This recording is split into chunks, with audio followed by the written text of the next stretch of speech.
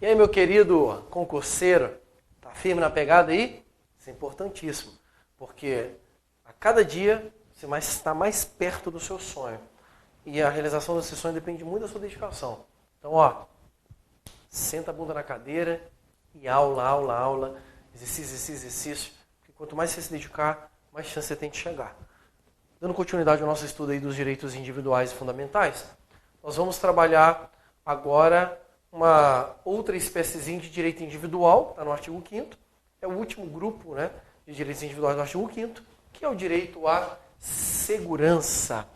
Direito este responsável pela maior parte das questões que aparecem na sua prova. Tá? Então, dentro do artigo 5º, o que mais vai ver em prova são questões atreladas ao direito à segurança. Obviamente, eu não vou trabalhar todos os dispositivos do direito à segurança, porque são muitos. Isso não desobriga você de ler o texto constitucional. Então, leia o texto constitucional, estude todos eles, porque eles são fundamentais para a sua prova. Complemente o seu estudo com a apostila, porque lá na apostila a gente trabalha melhor cada um desses dispositivos. Aqui, então, eu escolhi aqueles que são mais relevantes, mais importantes, aqueles que costumam cair com mais frequência em prova. Primeira abordagem aqui importante para você é a gente conceituar o que seria essa segurança. Porque quando ele fala assim, segurança, eu tenho certeza que pode gerar impressão na sua cabeça aí, tipo, polícia, cerca de um farpado, cachorro bravo, né? Não tem nada a ver. Segurança aqui no artigo 5º é segurança jurídica. Então guarde isso. Segurança jurídica. Quando a gente fala segurança jurídica, nós falamos segurança das relações sociais. São regras que protegem as relações sociais, exatamente para evitar que os indivíduos se ofendam ou que os indivíduos andem com medo de acontecer alguma consequência. Então, falar de segurança jurídica é falar de regras que vão pacificar a sociedade. E essa é uma diferença muito interessante da segurança que está no artigo 6º da Constituição. Então, segurança do artigo 5º é diferente de segurança do artigo 6º. E se você pegar o artigo 6º, que fala dos direitos sociais, nós temos ali também a palavra segurança aparecendo. Enquanto segurança no artigo 5º é segurança jurídica, a segurança no artigo 6º é uma segurança social, ou seja, para praticamente a segurança pública, aquela segurança destinada a toda a coletividade. Aqui não. Aqui é segurança individual. É aquela segurança dada para você, é a garantia que você tem de que a sociedade você vai viver com tranquilidade. Beleza? Essa é a primeira abordagem que eu gostaria de fazer com você, exatamente para a gente começar a estudar as regras de segurança jurídica que permeiam dentro do artigo 5º. E nós vamos começar com uma primeira regra que é, sem dúvida, uma das mais cobradas em prova. Qualquer concurso que você faça, seja de nível médio, seja de nível superior, esse dispositivo aqui sempre cai em prova. Cai não, né? Despenca. Inviolabilidade domiciliar. Primeira regrinha aqui importante para você, inciso 11 do artigo 5º. A casa é asilo inviolável do indivíduo. Ninguém nela podendo penetrar sem consentimento do morador, salvo em caso de flagrante delito ou desastre, ou para prestar socorro, ou durante o dia por determinação judicial. O que nós temos aqui? Nós temos uma regrinha que vai proteger você quando você entra na sua casa. Então, quando você entra na sua casa e você tranca a porta, aquela sensação que você tem de segurança não é por causa da porta. Qualquer bandido arromba qualquer porta no Brasil. A segurança que você tem é por causa dessa regra. Porque essa regra traz uma norma muito clara, dizendo que ninguém pode entrar na sua casa sem ser convidado por você. É o que ele diz aqui. A casa é asilo inviolável do indivíduo, ninguém nela poderá penetrar sem consentimento do morador. Primeira abordagem que você tem que guardar aqui para a tua prova. O consentimento necessário é do morador, não do proprietário. Então eu já vi questão de prova que troca morador por proprietário, está errado. Por quê? Porque aqui a Constituição quer proteger o cara que está na casa, não o dono da casa. Você que é concurseiro quebrado, que mora de aluguel, certamente você não tem imóvel. Então, ele protege o seu direito de estar naquela casa lá, mesmo que o dono seja outro. Tudo bem? Esta regra de tornar a casa um asilo inviolável, esta regra, ela tem exceções. Na verdade, são 4 exceções que você tem que guardar para a sua prova. Ou seja, 4 situações onde o indivíduo pode entrar na sua casa, mesmo sem o seu consentimento. E quais são essas 4 exceções? Primeira, flagrante delito. Então, o flagrante delito pode entrar sem consentimento. Desastre, segunda exceção. Ou para prestar socorro, terceira exceção. Ou por determinação judicial, quarta exceção. Então, são 4 circunstâncias onde uma pessoa pode entrar na sua casa sem seu consentimento. Flagrante delito, desastre, para prestar socorro ou por determinação judicial. Lembrando que, no caso de determinação judicial, é só durante o dia. Então, cuidado, porque esse durante o dia é um requisito apenas para determinação judicial. Questões de prova gostam de pegar esse dia, durante o dia, joga aqui para frente, aplicando para tudo. Está errado. Durante o dia para determinação judicial. Flagrante delito, desastre para prestar socorro, você pode ingressar a qualquer hora, que vai dar tudo certo. Beleza? Questãozinha aí, muito cobrada, repetidas vezes em prova. Tudo bem? Numa abordagem um pouco mais aprofundada, existem 2 conceitos aqui que são super importantes para serem trabalhados em prova e que são conceitos paralelos. O primeiro deles é o conceito de casa. O que é casa? Então, casa não se restringe apenas ao lugar onde você mora. Casa é um conceito amplo para efeito de inviolabilidade domiciliar. Então, já vi questões de prova que considerou como casa, por exemplo, um quarto de hotel. Ou já considerou como casa também trailer. Ou já vi como casa também um escritório profissional. Um estabelecimento comercial. Ou seja, o conceito de casa é um conceito lato sensu, não apenas o lugar onde o indivíduo mora. Tranquilo?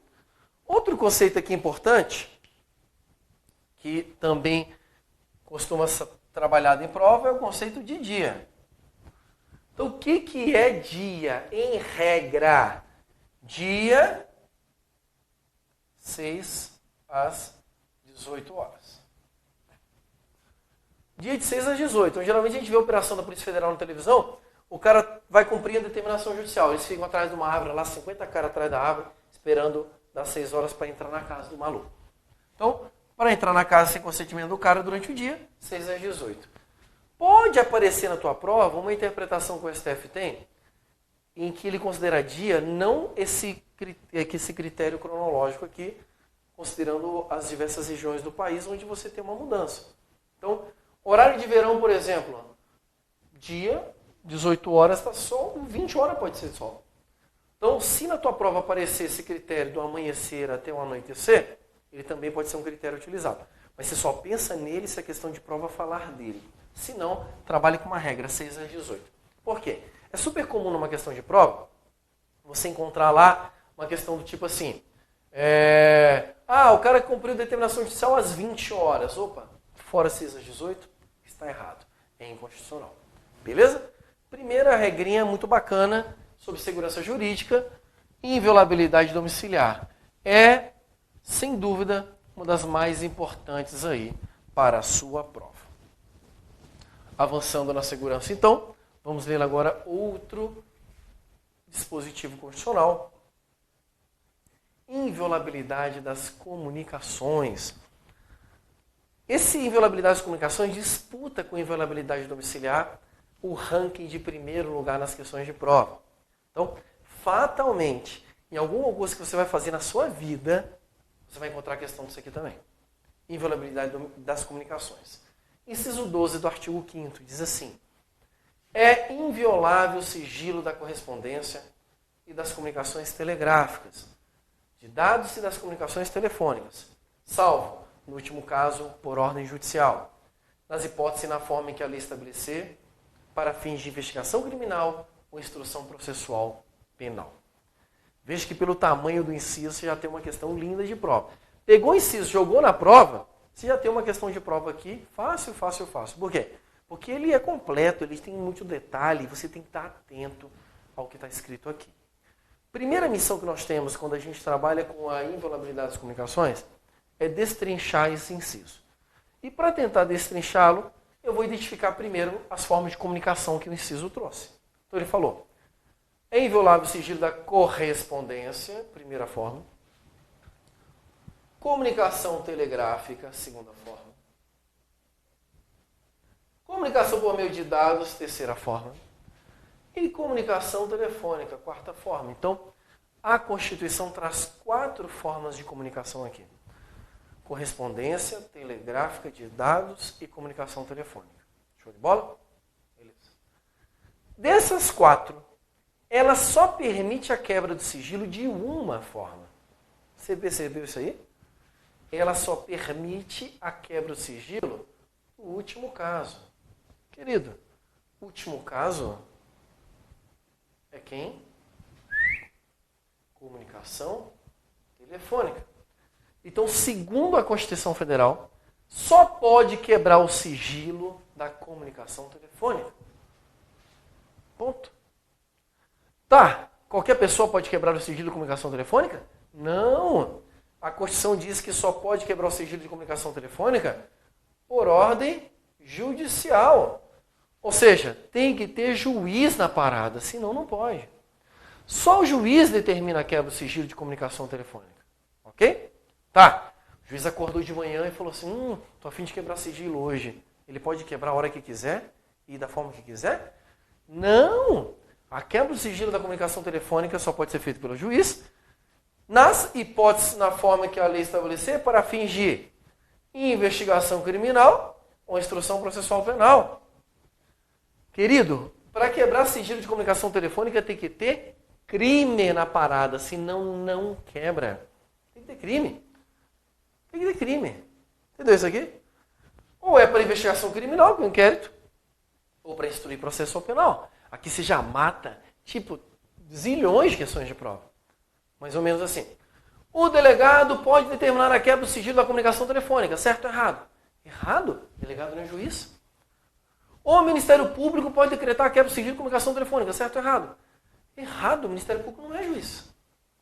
Ou então, o juiz pode quebrar o sigilo da comunicação telefônica num procedimento administrativo disciplinar. Não! Tem que ter crime. Não basta parte. Entendeu aqui? Tudo são pegadinhas de prova que você, compreendendo os detalhes desse dispositivo, você já vai matar a pau as questões da sua prova. Show de bola até aqui? Agora a gente vai dar um passo de profundidade. A gente vai aprofundar esse tema, porque esse tema aqui, quando ele é aprofundado em prova, cara, é onde você vê a maior parte das questões. E a primeira profundidade que a gente vai ter, primeira situação excepcional, diz respeito à correspondência. Correspondência. Na verdade, antes disso, antes de eu falar de correspondência, só para você entender a lógica. Quando ele diz assim, que é inviolável, salvo o de comunicação telefônica, você concorda comigo que a Constituição deu um e-mail que é entender que as outras formas de sigilo são absolutas? Não é? Se ele fala que é inviolável o sigilo de correspondência e não excepciona aqui, parece então que ele é inviolável de forma absoluta. E aqui que o STF entra na jogada. O STF, quando ele vai olhar, e fala assim, mas peraí, não existe direito absoluto no Brasil. Se não existe direito absoluto no Brasil, então todas as formas de comunicação podem ter o seu sigilo violado. Ok? Cuidado. Segundo a Constituição, só pode violar o sigilo da comunicação telefônica. Segundo o STF, todo sigilo pode ser violado. Por quem? Pelo juiz. Quando? Para investigação criminal e instrução processual penal. Ponto. Ok? Só tenha atenção para você distinguir a posição do STF e a posição da Constituição Federal. Agora, eu vou explicar uma peculiaridade que existe em relação ao sigilo de correspondência. Já sei que ele não é absoluto, mas o STF foi mais. O STF olhou e falou assim, mas peraí, ele não é absoluto, mas tem um tipo de correspondência que a gente não pode deixar na mão do juiz, que é as correspondências no caso dos estabelecimentos penais, carcerários. Então, presídio. Imagina a quantidade de carta que entra e sai de um presídio todo dia. O que o bandido estava fazendo, o cara que estava preso lá? Ele falava, já que o sigilo é inviolável, vou praticar crimes por meio de correspondência. O STF olhou e falou, vamos parar com essa bagunça aí. Então o STF autorizou que o sigilo de correspondência seja violado diretamente pela autoridade penitenciária. Então guarde isso para sua prova. O sigilo de correspondência pode ser violado diretamente pela autoridade penitenciária. Ok? Sem precisar de todo formalismo que a gente já sabe. Segunda peculiaridade que você tem que cuidar, essa aqui cai muito em prova. Sigilo dos dados. Sigilo dos dados. Queridos, segundo o Supremo Tribunal Federal, o sigilo dos dados, ele pode ter a determinação de quebra, ou seja, ele pode ser violado. Pode ser determinada a quebra do sigilo dos dados por duas autoridades. O juiz, que nós já sabemos, ou uma CPI, Comissão Parlamentar de Inquérito. Pelo amor de Deus, guarde isso, porque isso aqui cai muito em prova. Sigilo de dados, não é só o juiz que pode determinar a quebra. Pode determinar a quebra o juiz ou uma CPI, Comissão Parlamentar de Inquérito. Que dados, Daniel? Qualquer dado. Dado fiscal, dado bancário, dado informático. Apareceu dado na tua prova, juiz ou CPI. Comunicação telefônica, só o juiz. Dados, juiz ou CPI. Um detalhe que você tem que se atentar. Quando é dado fiscal, geralmente em prova, eles não colocam a palavra dado fiscal, eles colocam lá, sigilo fiscal. Sigilo fiscal é dado fiscal. Ou, dados bancários, eles não colocam dados bancários na prova, coloca lá, sigilo bancário. Sigilo bancário é dados bancários. Então pode ser determinada a quebra pelo juiz ou por uma CPI. Agora, a perguntazinha que quebra a perna de qualquer peão despreparado é a seguinte. Quebra do sigilo dos dados telefônicos. Só o juiz pode quebrar ou o juiz e CPI pode quebrar? Essa questão, ela é ultra mega power. Por quê? Porque o cara fica pensando, dados, juiz e CPI. Ups, mas ele falou telefônico, só o juiz. Percebeu isso aí? Então, cuidado. Dados telefônicos é diferente de comunicação telefônica. Comunicação telefônica, só o juiz pode determinar a quebra.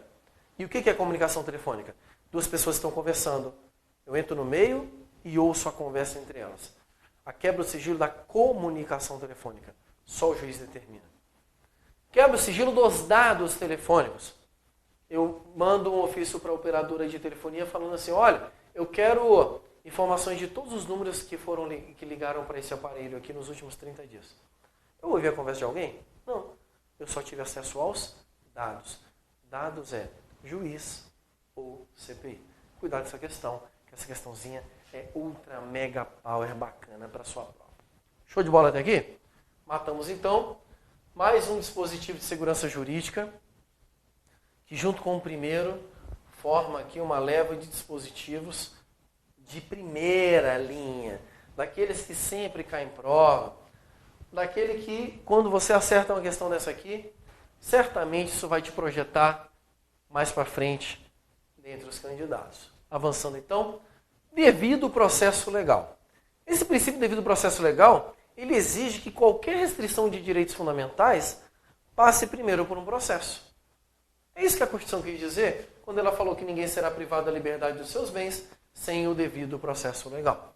Ou seja, se vai restringir liberdade ou direito, tem que ter um processo. Que é exatamente o ambiente que a Constituição entende necessário para você discutir, para ver se tem aquele direito ou não. Esse dispositivo é tão interessante que ele acaba se desdobrando em outros princípios que estão na Constituição. Como, por exemplo, o princípio do contraditório e ampla defesa. Contraditório e ampla defesa é a possibilidade que você tem de contradizer. Alguém olhou para você e falou assim, você é ladrão. Você fala, opa, não sou não. Contraditório. Ampla defesa é a forma que você tem de utilizar todos os meios e recursos admitidos em direito. Ampla defesa, contraditório e ampla defesa são dois recursos aí fundamentais como fruto do devido processo legal. Olha só o que diz o inciso 55. Aos litigantes em processo judicial ou administrativo e aos acusados em geral, são assegurados o contraditório e ampla defesa com os meios e recursos a ela inerentes.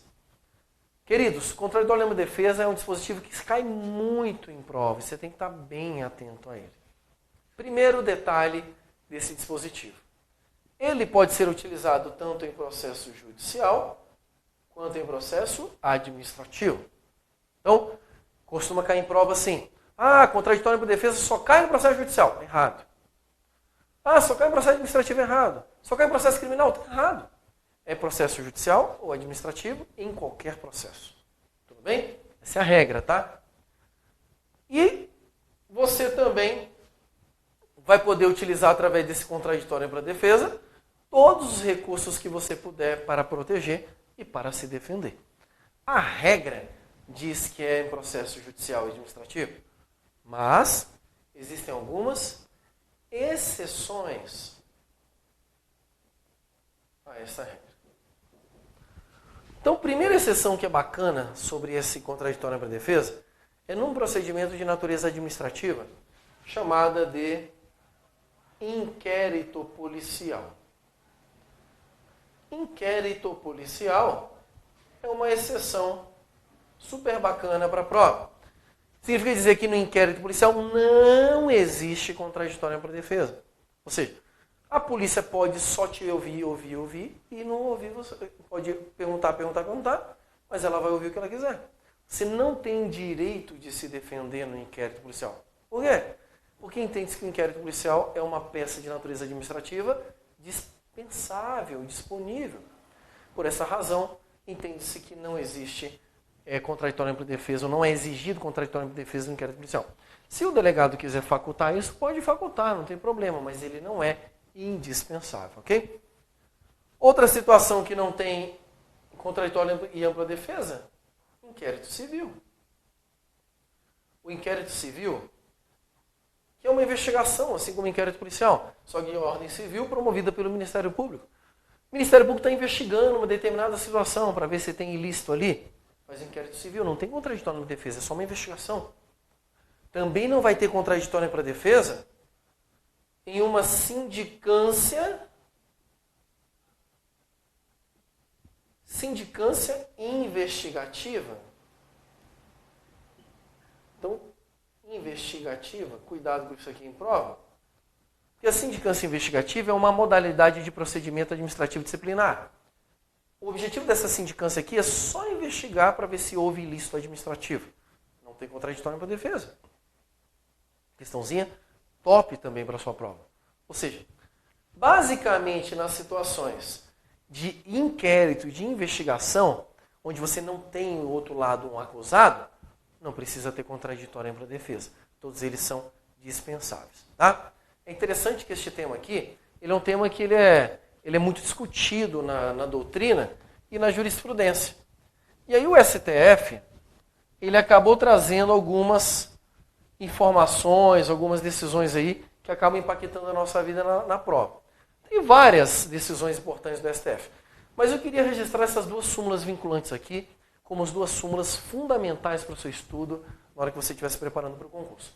Primeira súmula vinculante número 5, que fala assim: a falta de defesa técnica por advogado no processo administrativo disciplinar não ofende a Constituição. Cuidado com isso.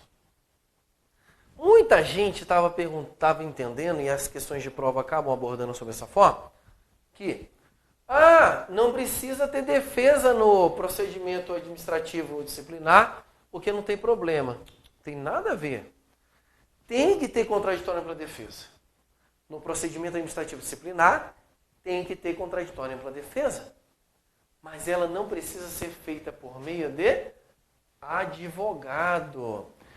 Ou seja, se não tem advogado para defender você num PAD dentro do serviço público, aquele procedimento administrativo disciplinar não será anulado pela falta de advogado.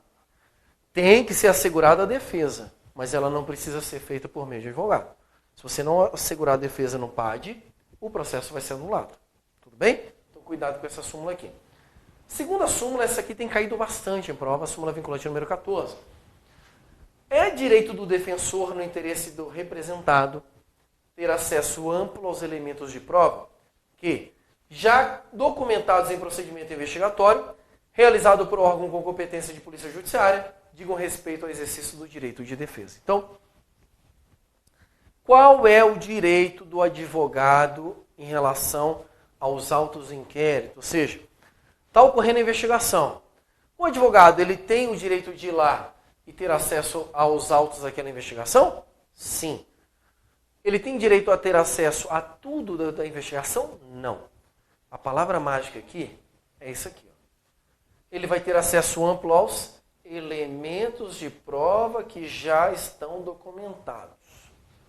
Ou seja, o direito do advogado de ter acesso às provas restringe-se apenas àquelas provas que já estão documentadas. Ou seja, saiu e já estão no papel, estão dentro do inquérito. Então, por exemplo, a polícia vai começar a ouvir, sei lá, foi feita a quebra do sigilo de comunicação. E a polícia vai fazer escuta telefônica do cara. Tem que informar para o advogado que vai ter escuta telefônica? Não. Por quê? Porque está num processo ainda de construção das provas. O advogado só vai ter acesso quando as provas estiverem documentadas. Este ponto aqui é o ponto auge que geralmente se questiona em prova. Tranquilo aqui, contraditório para a defesa? Show de bola. Vamos ver outro dispositivo aqui que também está atrelado ao devido processo legal e é dele um desdobramento. Princípio da proporcionalidade e razoabilidade. Princípio da proporcionalidade e razoabilidade, primeira questão de prova muito bacana sobre ele é que ele não está previsto expressamente no texto constitucional. Esses dois princípios, eles são implícitos. Eles são fruto da interpretação constitucional. Guarde. O que significa proporcionalidade e razoabilidade?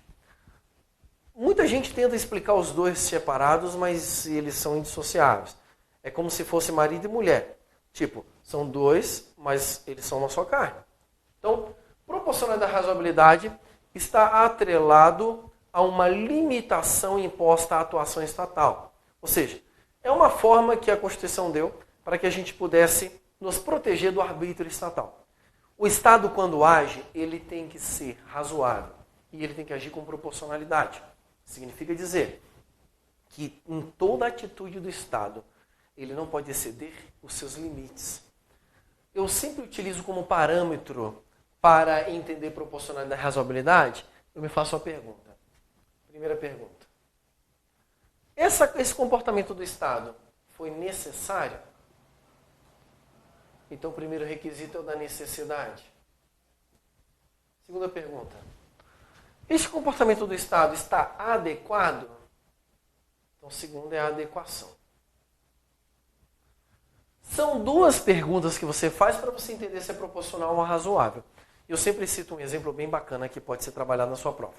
Imagine um fiscal sanitário chegando no supermercado para fiscalizar, para ver se tem algum produto vencido, alguma coisa.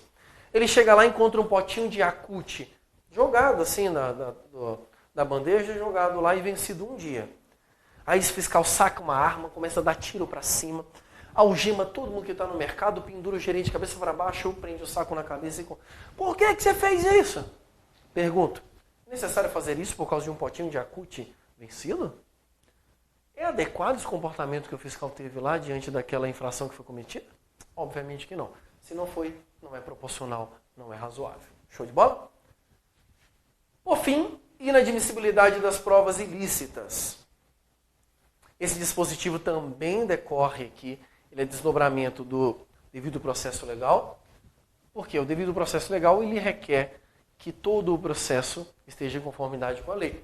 E aí o artigo 5º, inciso 56, trouxe então essa proibição. São inadmissíveis no processo as provas obtidas por meios ilícitos. Veja o que a Constituição falou, inadmissível. Ou seja, prova ilícita no processo, em regra tem que gerar a nulidade do processo. O problema é que na prática isso se tornou um pouco inviável no Brasil. Por quê? Porque qualquer ilegalidade anulava o processo. O STF então passou a adotar esta regra de uma forma mais equilibrada. Porque quando a Constituição fala são inadmissíveis no processo as provas obtidas por meios ilícitos, ela se filia a uma corrente norte-americana, que é uma teoria chamada teoria dos frutos. Teoria dos frutos da árvore envenenada. E a teoria dos frutos da árvore envenenada. Essa teoria, que já caiu algumas vezes em prova, é a teoria que embasa este dispositivo. E o que essa teoria diz? Essa teoria entende que se a árvore é envenenada, os frutos também são. Porque os frutos são só o desdobramento da árvore, entendeu? É o que esse dispositivo quer dizer. O que eu quero que você registre para a prova é: essa teoria é adotada no Brasil? É. De forma absoluta? Não. Ela é adotada com parcimônia. Por quê? Porque se toda vez que eu te encontrasse uma prova ilícita no processo ou anulasse o processo, nós estávamos ferrados. Porque no Brasil é muito comum você encontrar, às vezes, lá no final do processo, depois de 10 anos o processo andando, uma prova ilícita. Então, o que o STF entendeu? O STF olhou e falou assim, peraí.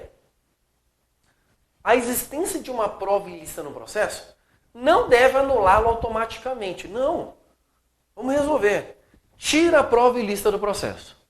Se resolver, ou seja, se o processo continuar firme, baseado em outras provas, show de bola, a gente continua com o processo ali. Não precisa anular ele.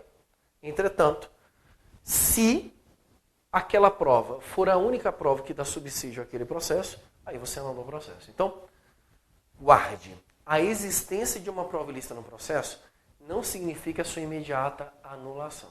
Exatamente porque essa teoria deve ser adotada de uma forma mais equilibrada. Uma perguntinha que já foi cobrada em prova também, que é super legal. Veja o texto constitucional. São inadmissíveis no processo as provas obtidas por meios ilícitos. Pergunto, será que existe alguma possibilidade de uma prova ilícita ser admitida no direito brasileiro? Será? Claro que sim. Então, é possível em um caso, quando a prova ilícita for produzida em legítima defesa. Então, cuidado com isso em prova.